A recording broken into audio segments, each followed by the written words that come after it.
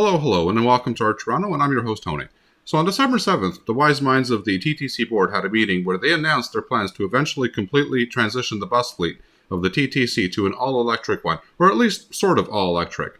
And if you followed the TTC in the news and didn't hear about this, then you can be forgiven.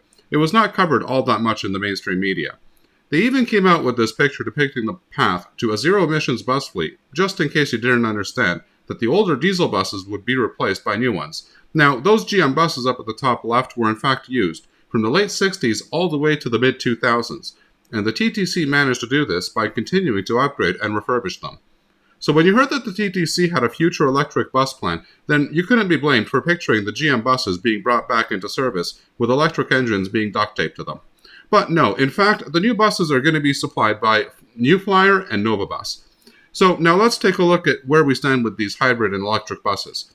We're going to be taking delivery of the last batch of hybrid buses next year in 2024, where we're going to be getting 110, making for a total of 591 in the fleet. Then, for fully electric buses by 2025, we're expected to have 400. But wait a second, there is another line there that says that 2,875 remain unfunded.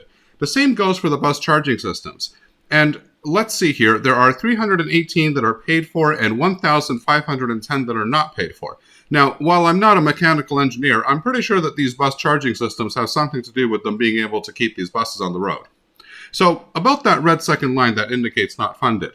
In other words, the TTC has no confirmed financial backing for this from any level of government. But wait, until you hear how the TTC says that it plans on getting at least some of the funding for these electric buses and charging stations. Fair warning that if you're driving, you should pull over, and if you're standing, maybe you want to sit down. They plan on getting at least partial funding for this from fare collections from the Eglinton LRT. Yes, this Eglinton LRT. But let's hear what the CEO of Metrolinx has to say, because I'm sure that he's going to reassure us about the Eglinton Crosstown. In terms of some of the repairs, the issues you're coming across, you said back in September, a weekly basis. Is that still the case? Are you still on a weekly basis coming across problems? Okay, so before you go into a panic, don't worry. I'm sure that we could still get our hands on those old GM buses and a lot of duct tape. If not, then I'm sure that if we all change our vote to Liberal, then we can go to Ottawa and get our hands on some of that carbon tax income. But if not, then we can make the ultimate sacrifice and give up on the idea of changing some street names because they hurt our feelings. Now, if you think that a lack of funding for electric buses is the TTC's problem, then I have some woke-flavored Kool-Aid for you to drink. Nobody has come up to me yet and said that they would love to sit in traffic as long as the bus that they were riding on was electric and not polluting the environment. Now, don't get me wrong here. I drive a hybrid, and never during rush hour. I also think that these new electric buses are really technologically advanced. My point here is that I think that from an efficiency standpoint, the TTC's foremost investment priority should be on transit flow, rather than what types of buses are being used, or even how many for that matter.